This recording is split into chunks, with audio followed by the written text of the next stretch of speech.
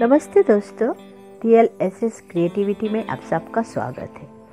आज हम चरक संहिता के बारे में चर्चा करेंगे।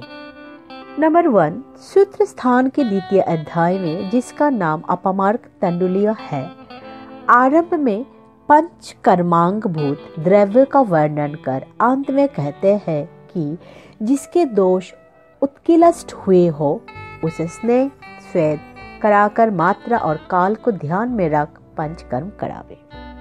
इस अध्याय के उपसंहार में अध्यायोक्त विषयों को समेटते हुए कहा है कि इस अध्याय में पंचकर्म विषय के औषधियों का विवरण किया है। यह चक्रपाणि ने वमनादि कर्म में यह संज्ञा निर्धारित की है। वे कहते हैं कि प्रथम अध्याय में दीर्घ जीवितियों में मूलिनी फलिनी ऐसे द्रव्य पंचकर्म के लिए बताए हैं। इसके अतिरिक्त और भी पंचकर्माभूत द्रव्य है जिनको यह स्पष्ट किया है।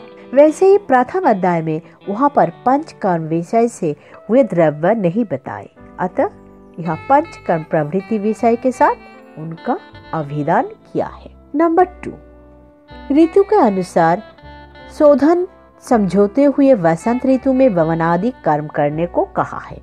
यह दोष संचय और पंचकर्म प्रवृत्ति के अनुसार ऋतु का प्रवृत्ति क्रम है और वसंत फाल्गुन चैत्र में न कि वैशाख में यह पंचकर्म विषय अनुसार निर्दिष्ट किया है। नंबर 3, सूत्र स्थान के 28 अध्याय विविधा शीतपीतीय नामक में रसज, रक्तज, मांसज, मेदोज, अस्थिज, मज्जाजन्य और शुक्रज वेदियों का वर्णन किया है। वह अस्थि के आश्रय से रहने वाले वेदियों में पंचकर्म करना चाहिए, ऐसा निर्देश है।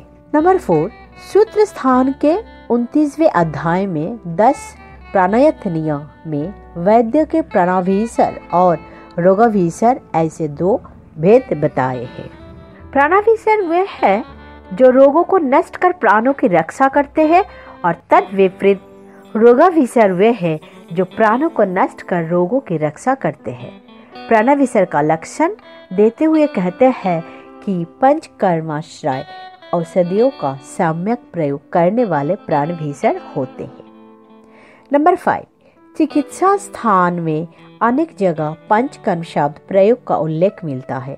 अपस्मार चिकित्सा में कर्म भी वर्मनादि भी चिकित्सा सूत्र दिया है। उन्माद में संसर्जन क्रम के साथ सभी वमनादि भी कर्म निर्दिष्ट है। रक्तस्थ दूषिविष चिकित्सा में सीरा से रक्त मोक्षण और पंचकर्म करने को कहा है।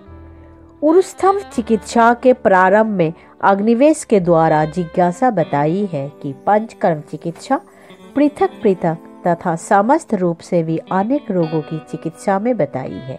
अब यह बताइए कि क्या दोषज ऐसा कोई रोग है जिसमें पंचकर्म ना करे?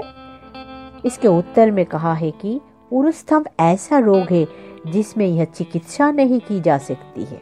नंबर 6, सिद्ध स्थान के प्रथम कल्पना सिद्धि के अध्याय में का कल्पना पंच सुकर्म सुक्त क्रमश्च का ऐसी प्रश्नमालिका देकर पंचकर्म विषयों का क्रमशः विवरण दिया है। नंबर 7, सिद्धि स्थान के द्वितीय अध्याय का नाम ही पंचकर्मीय सिद्धि रखा गया है और इस अध्याय में अत्यंत विस्तार पूर्वक पंचकर्म विषय को स्पष्ट किया है। Okay, thank you.